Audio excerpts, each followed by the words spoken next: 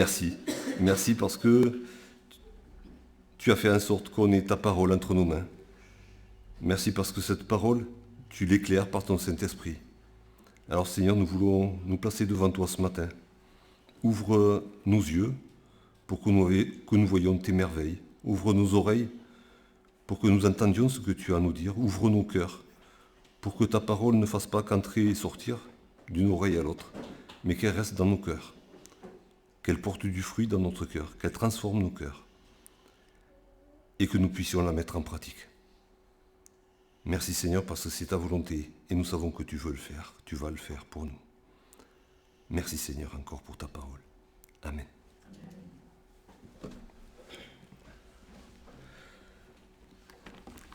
Je vous propose de lire un premier verset ce matin dans la deuxième épître de Paul aux Corinthiens. C'est un verset que je cite souvent. On a tous nos petites marottes et nos versets préférés. Un jour, il faudrait qu'on fasse le partage de chacun de 2-3 des versets préférés qu'on a. C'est ceux qui sont dans notre cœur, qui nous ont marqués.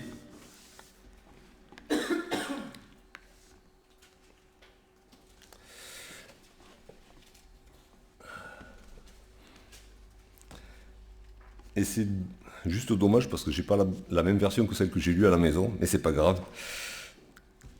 Donc 2 Corinthiens au chapitre 3, le verset 18. Nous tous dont le visage découvert reflète la gloire du Seigneur, nous sommes transformés en la même image de gloire en gloire par l'Esprit du Seigneur.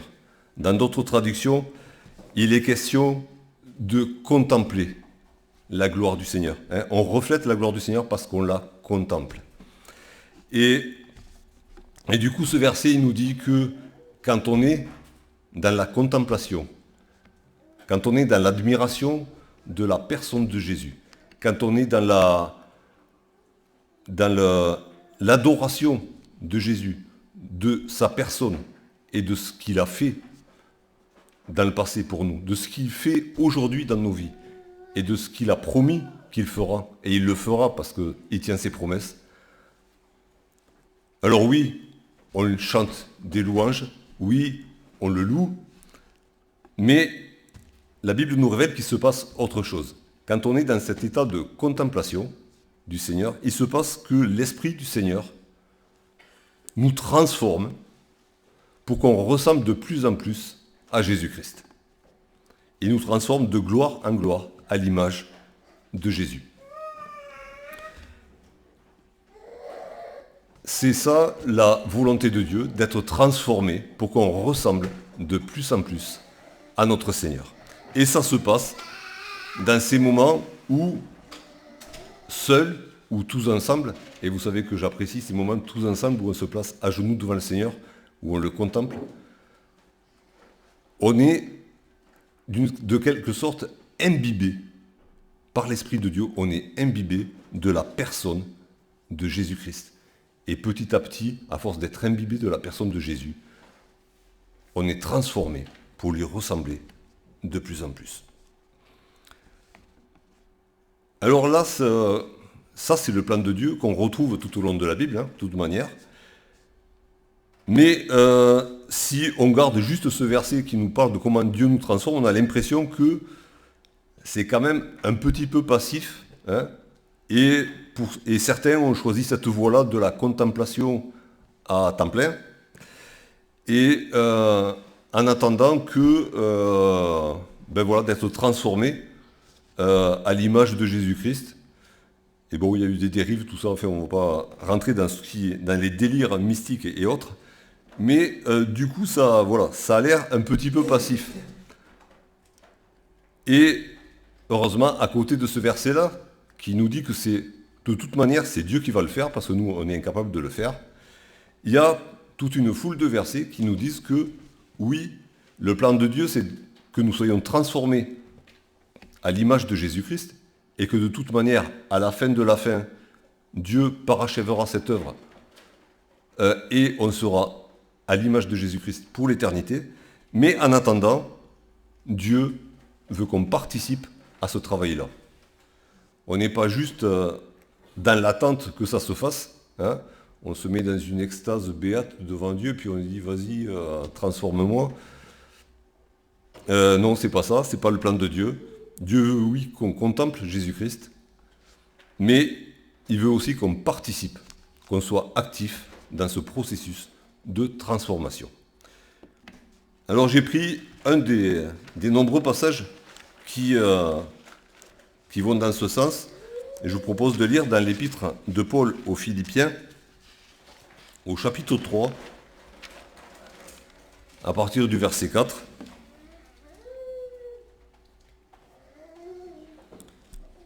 Je vous encourage à lire tout Philippiens, de toute manière, parce que bon, quand on prend juste un extrait, on se demande de quoi il parlait avant.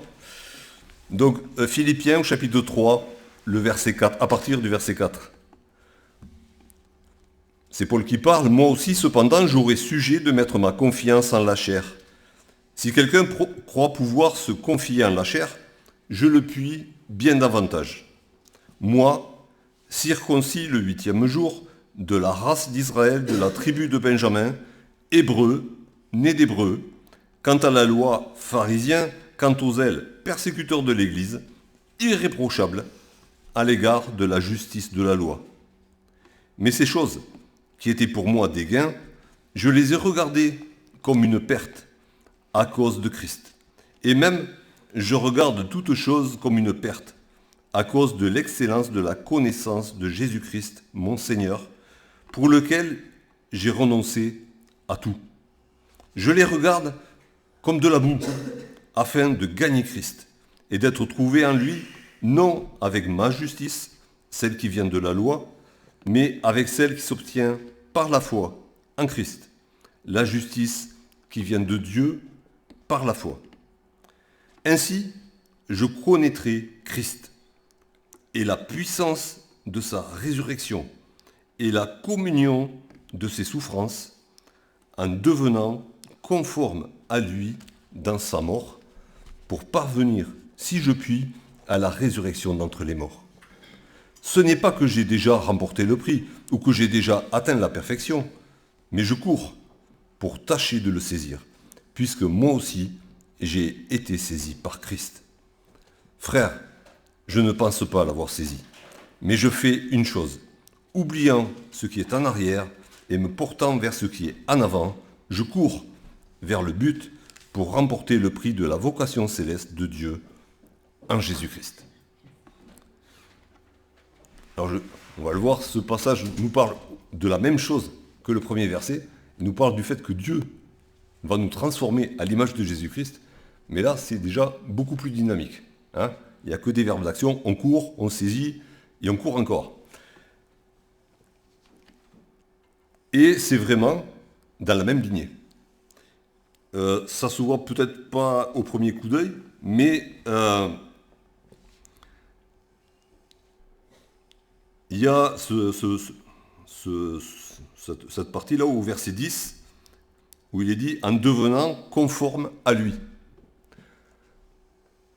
Devenir conforme, le mot « conformer », ça veut dire être formé sur le même modèle. Okay, donc c'est bien être transformé pour devenir comme Jésus. C'est être fondu et coulé dans le même moule. Dieu veut nous fondre et nous couler dans le même moule que Jésus. C'est une image. C'est être un copier-coller de Jésus.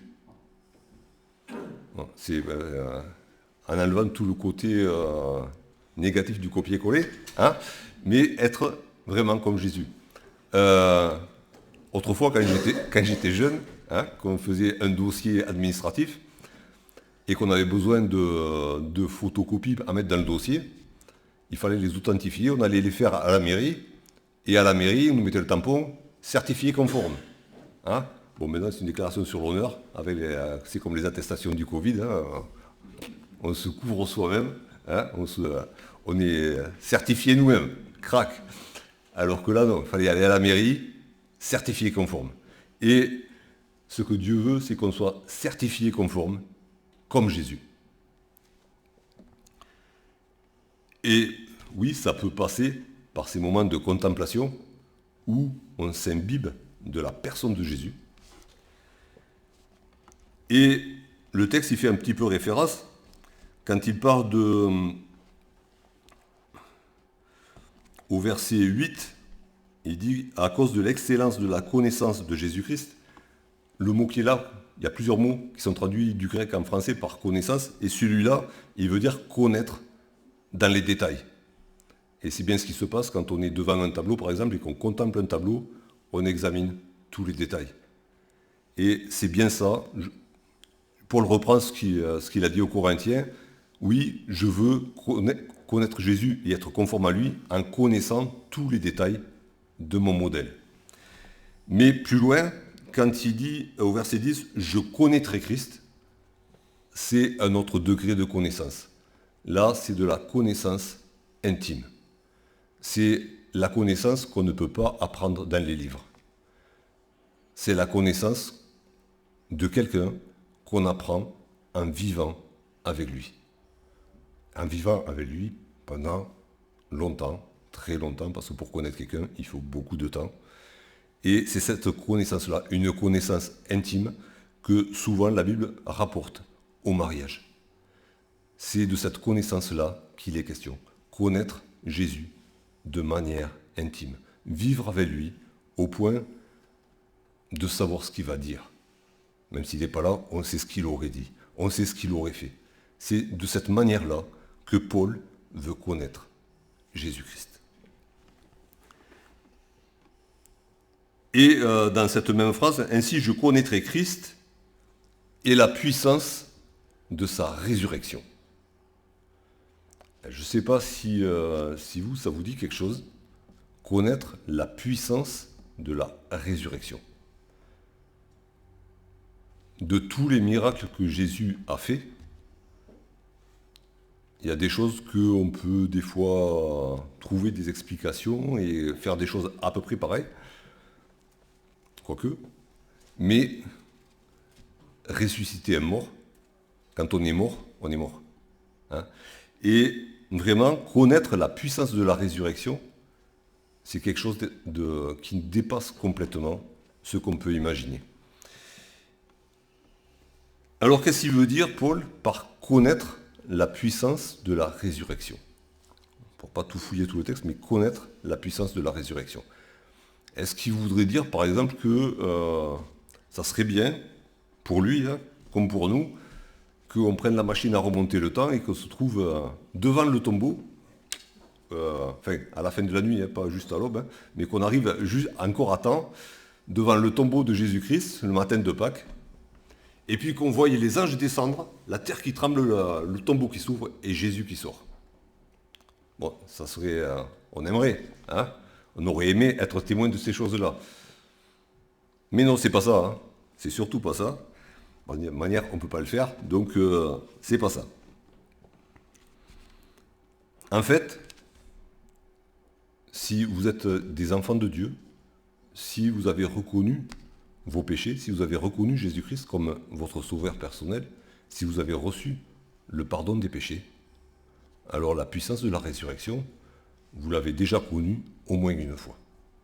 Le jour où on vient à Dieu, le jour où on reconnaît nos péchés, qu'on se repent sincèrement de nos péchés, on est comme mort. Et Paul avait connu cette mort. Quand Jésus lui est apparu, il est tombé comme mort. Il a reconnu qu'il était mort. Bien que vivant, j'étais mort à cause de mes péchés. C'est ce que Paul écrit dans l'Épître aux Éphésiens. À cause de mes péchés, j'étais mort. Mais j'ai été ressuscité en Christ.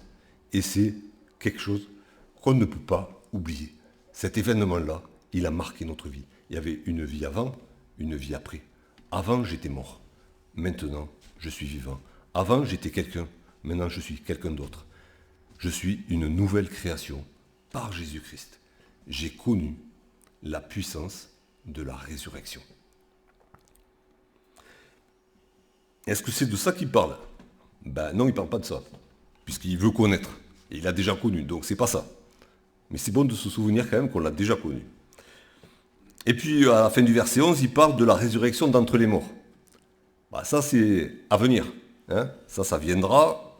quand Jésus-Christ reviendra et que tous les morts ressusciteront, les uns pour la vie, les autres pour la mort éternelle. Alors de quoi est-ce qu'il parle là?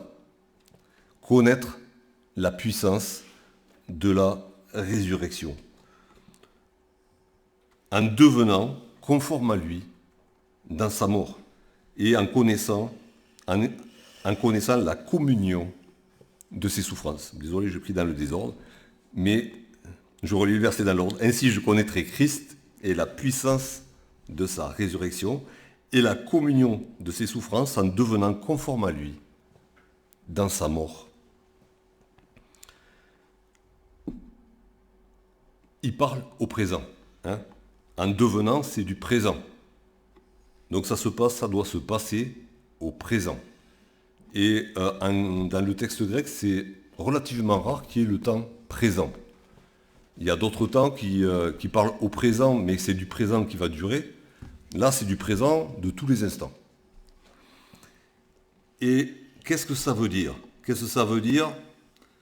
Connaître la puissance de sa résurrection et la communion de ses souffrances en devenant conforme à lui dans sa mort. C'est dit d'une autre manière ce que Jésus a dit à ses disciples, et je vous propose d'aller le lire dans l'évangile de Luc, au chapitre 9.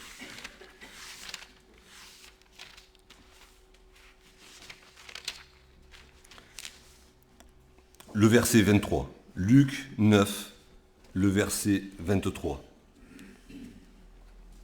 Puis il dit à tous, si quelqu'un veut venir après moi, qu'il renonce à lui-même, qu'il se charge chaque jour de sa croix et qu'il me suive. Si quelqu'un veut venir après moi, si quelqu'un veut être mon disciple, si quelqu'un veut porter ce nom de chrétien, le vrai nom de chrétien, qu'il renonce à lui-même. Et ça, on va le voir, c'est la communion à ses souffrances. Qu'il se charge chaque jour de sa croix. Et ça, c'est la conformité à sa mort. Et qu'il me suive. Ça, c'est la puissance de la résurrection.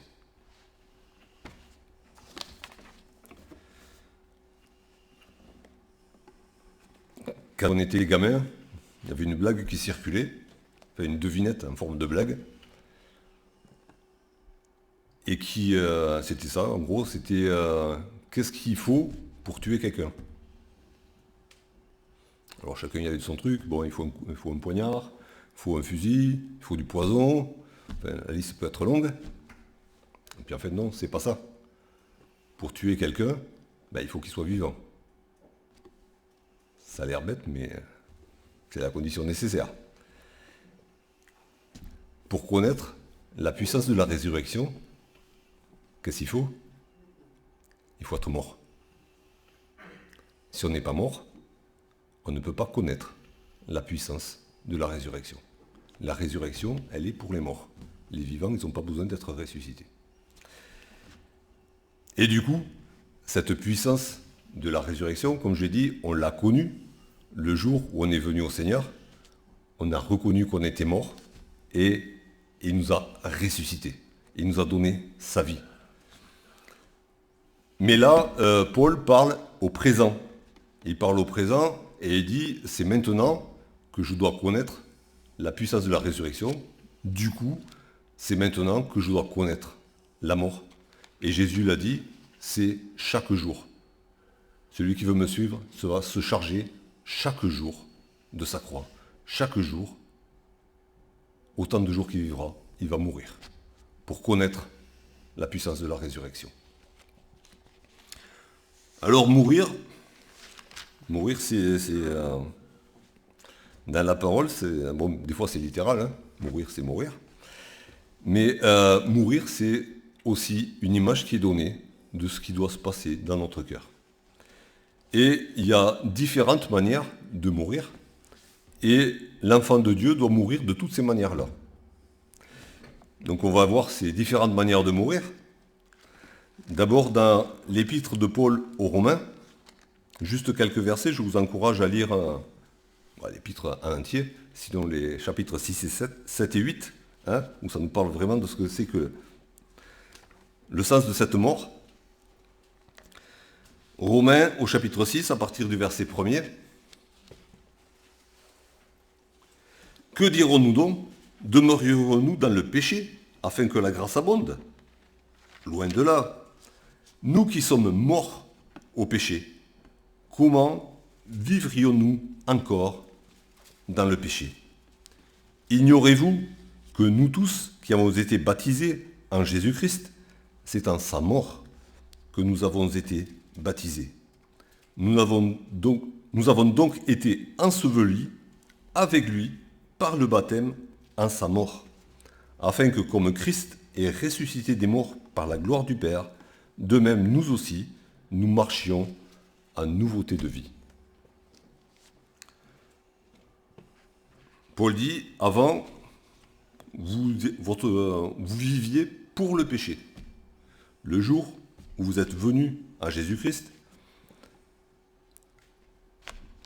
votre vie pour le péché est morte. Elle a été morte, mise à mort et enterrée.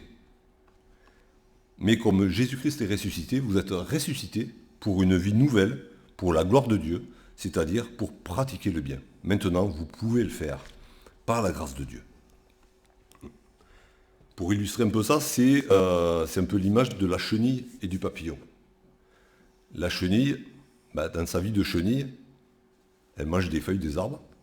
Bon, ça nous embête bien, nous. Mais elle mange les feuilles des arbres et elle se nourrit comme ça.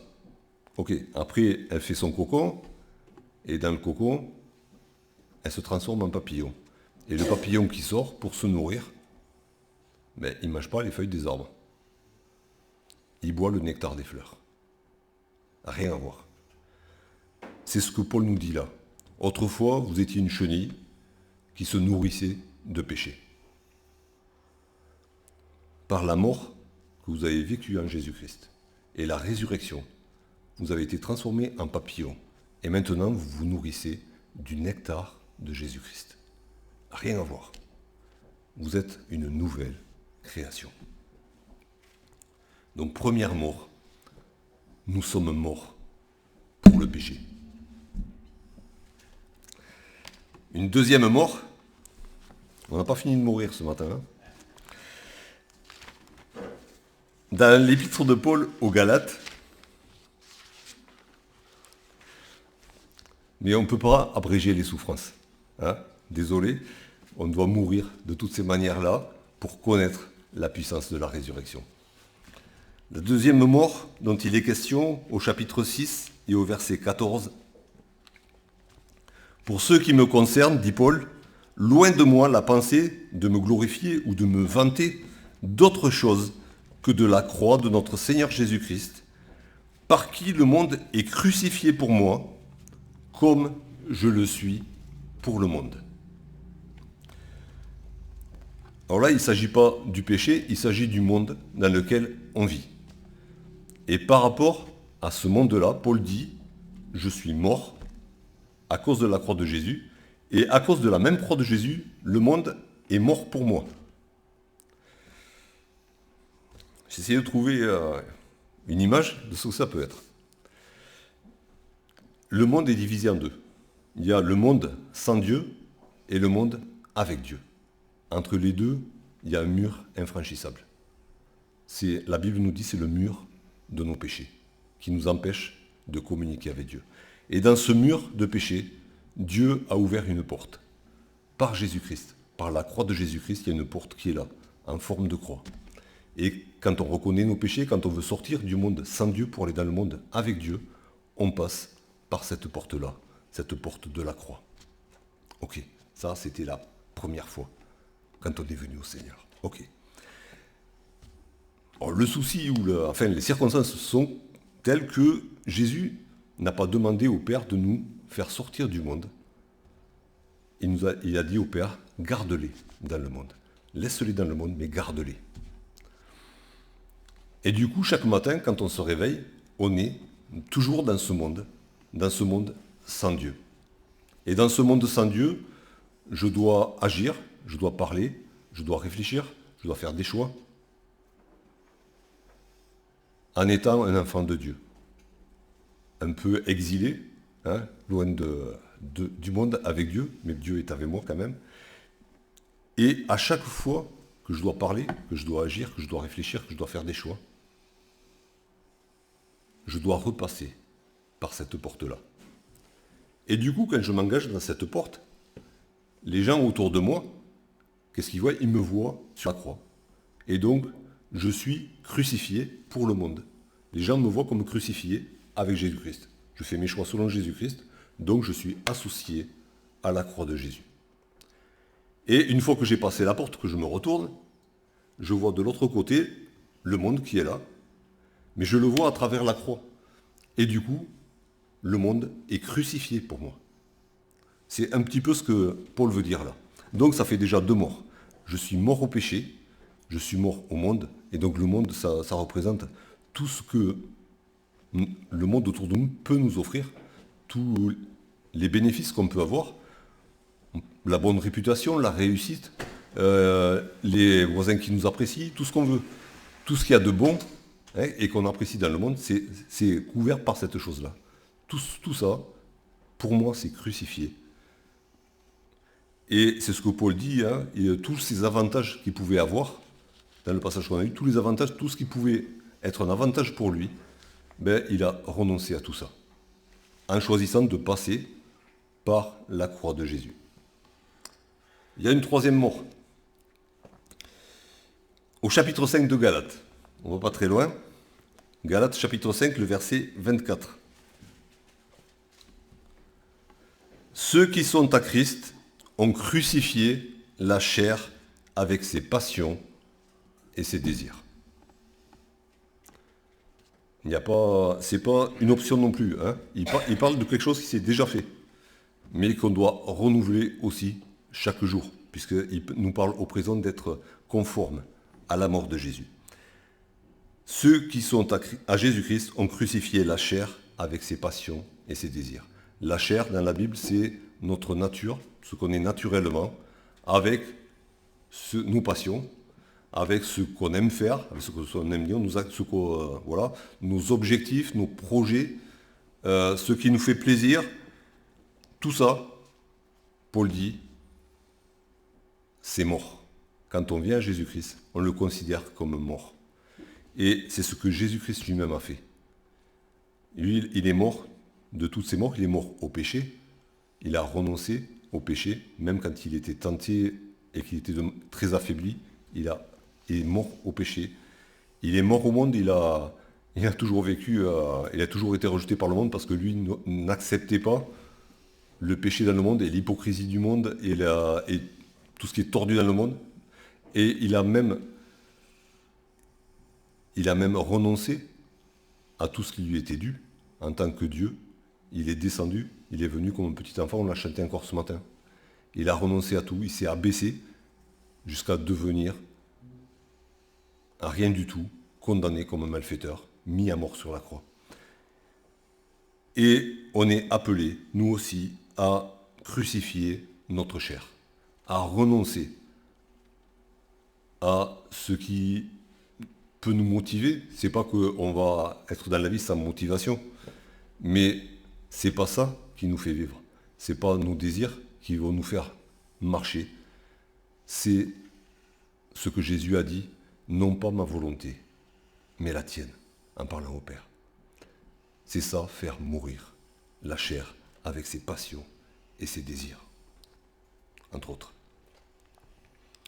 Donc il y a déjà 3 morts, mort au péché, mort au monde, mort à la chair.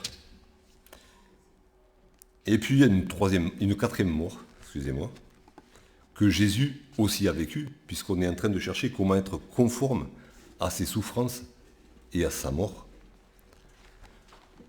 Je ne sais pas si il y a quelque chose auquel je suis sensible dans les évangiles. Jésus appelle ses disciples de différentes manières, mais il y a quelque chose qui évolue très rapidement dans la dernière soirée qu'il passe avec ses disciples. Dans la dernière soirée qu'il passe avec ses disciples, Jésus leur dit, commence par les appeler amis. Il ne nous appelle pas disciples, il leur dit, je ne vous appelle pas serviteurs, je vous appelle amis. Et dans la foulée, il leur dit, il n'y a pas de plus grand amour que de donner sa vie pour ses amis. Et le matin de la résurrection, quand il dit aux femmes d'aller annoncer sa résurrection aux disciples, il ne dit pas allez annoncer que je suis ressuscité à mes disciples, il leur dit allez annoncer à mes frères. Donc Jésus, si je vous posais la question, je vous demandais pourquoi est-ce que Jésus est mort? Alors oui, il est mort pour les péchés du monde entier, ça c'est la bonne réponse. Mais pour qui est-ce qu'il est mort? Il est mort pour ses amis, il est mort pour ses frères. Et que nous dit Jean dans la première épître?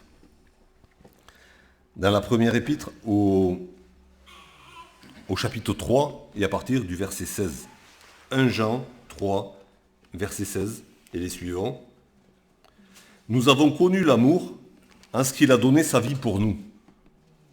Nous aussi, nous devons donner notre vie pour les frères. Si quelqu'un possède les biens du monde et que voyant son frère dans le besoin, il lui ferme ses entrailles, comment l'amour de Dieu demeure-t-il en lui? Petits enfants, n'aimons pas en parole et avec la langue, mais en action et avec vérité. Nous aussi, nous devons donner notre vie pour les frères. Alors donner sa vie, c'est mourir. Hein. Faut pas jouer sur les mots. On a une vie, hein, on n'est pas dans un jeu vidéo. Si on donne sa vie, ben on est mort. Ok? Il ne faut pas tourner autour du pot. Quand on donne sa vie, on est mort. Et c'est bien la 4e mort. Là. Et alors, on me dirait, ouais, bon, dans notre bon pays de France, j'aurais peut-être jamais l'occasion de donner ma vie pour quelqu'un d'autre. Hein. On vit dans un univers, bon, ça se dégrade, hein, mais relativement sécurisé. On a liberté de culte, on peut se réunir, tout ça. Donc que ce soit pour quelqu'un d'autre ou pour mes frères, mes sœurs, donner ma vie, bon non, c'est... Il n'y a pas écrit si l'occasion se présente là. Il n'y a pas écrit si l'occasion se présente éventuellement, vous donnerez votre vie pour les frères. Il y a écrit, nous devons donner notre vie. Ça veut dire que les occasions, elles sont là. Hein, c'est du présent là aussi. C'est pas une éventualité hypothétique. Nous devons donner notre vie pour les frères. Et en suivant, Jean élargit un petit peu, hein, pour qu'on comprenne bien. Il dit voilà, si quelqu'un possède les biens du monde et qu'on voit son frère dans le besoin et lui ferme ses entrailles, comment l'amour de Dieu demeure-t-il en lui? Du coup, ça élargit un petit peu le champ des possibilités, ça élargit beaucoup, beaucoup, beaucoup. Et du coup, nous devons mourir, nous devons donner notre vie pour les frères. C'est du domaine du possible tous les jours, si on le veut. Parce que les biens du monde, alors oui, ça peut être de la finance, ça peut être de l'argent, ça peut être une maison, ça peut être une voiture, ça peut être n'importe quoi qu'on possède. Les biens du monde, c'est aussi notre famille, c'est aussi notre maison où on peut accueillir les gens, c'est aussi le temps. Si on n'a rien, si on ne possède rien, il nous reste du temps. Et qu'est-ce que je fais de mon temps? Est-ce que je le garde pour moi? Est-ce que je le garde pour mes projets? Est-ce que je le garde pour mes loisirs? Est-ce que je le garde pour ce qui me fait plaisir? Ou est-ce que je le partage? Je le consacre à mes frères, à mes sœurs. Jésus, il avait l'éternité devant lui. Mais il a donné son temps, entre autres, et sa vie, de manière littérale, pour ses frères. Et nous, il nous est demandé de faire la même chose. On est appelé à mourir en donnant notre vie. Si Dieu nous a donné ce que nous avons, en matériel, en compétences, en temps, c'est pas pour qu'on se fasse plaisir avec uniquement. Je veux dire, c'est pas interdit d'être riche. Jamais Jésus n'a interdit aux gens de devenir riches. C'est pas interdit de. Il n'y a pas de commandement contre ça. Mais, par contre, il y a un commandement d'aimer son prochain, d'aimer son frère, d'aimer sa sœur. Et c'est décliné de différentes manières dans la parole. Et on est appelé à mourir aussi de cette manière-là, à renoncer à notre tranquillité, en hébergeant quelqu'un, renoncer à notre confort, parce que si on a donné notre argent pour un truc, on ne pourra pas s'acheter un nouveau canapé, peut-être, je sais pas, c'est un exemple comme ça, à renoncer à nos projets, parce que si on consacre du temps à nos frères et sœurs, nos projets vont rester en rade, ça c'est, on ne peut pas être partout à la fois, et ainsi de suite. On est appelé à mourir, à être conforme aux souffrances de Jésus, et conforme à sa mort, aussi de cette manière. On a 4 manières minimum, j'en ai trouvé 4, peut-être que vous en trouverez d'autres dans la parole, 4 manières de mourir. Mourir au péché, mourir au monde, mourir par rapport à notre chair et donner notre vie pour les frères. Alors pour vendre le truc là, je suis mal parti. Hein. Ça a l'air vraiment dur, hein, de chercher à mourir de toutes ces manières. Chercher la mort, c'est pas dans notre nature. Hein, on veut vivre.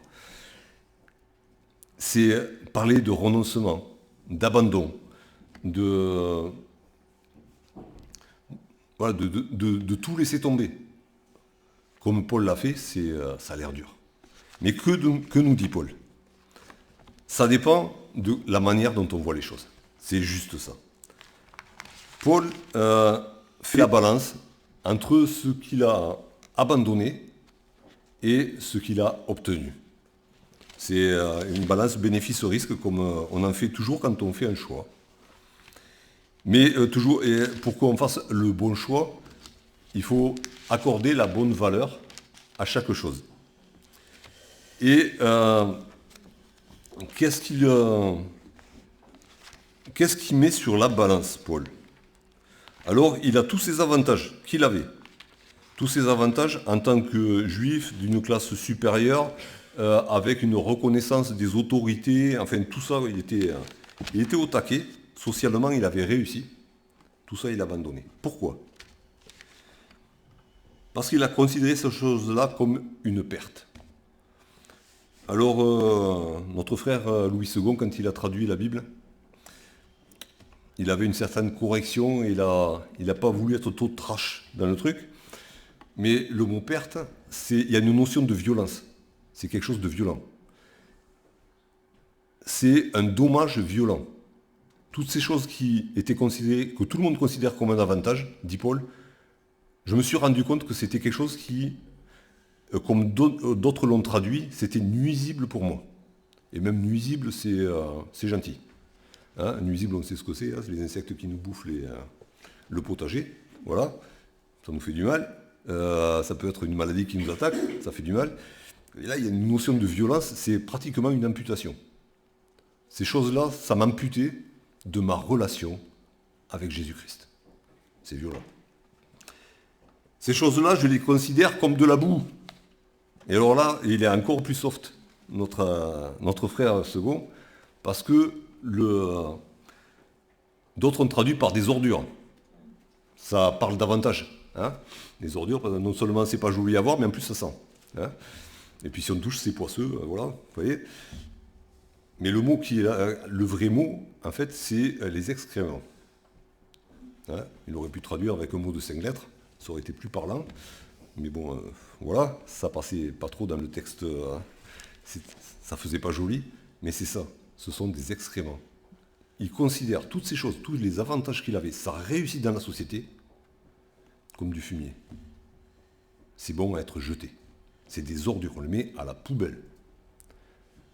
Et pourtant, il dit quand même, il avait bien réussi. Peut-être c'est une bénédiction de Dieu de réussir dans la vie comme ça. Non. Paul dit ça, c'est des ordures, je les jette. Pourquoi?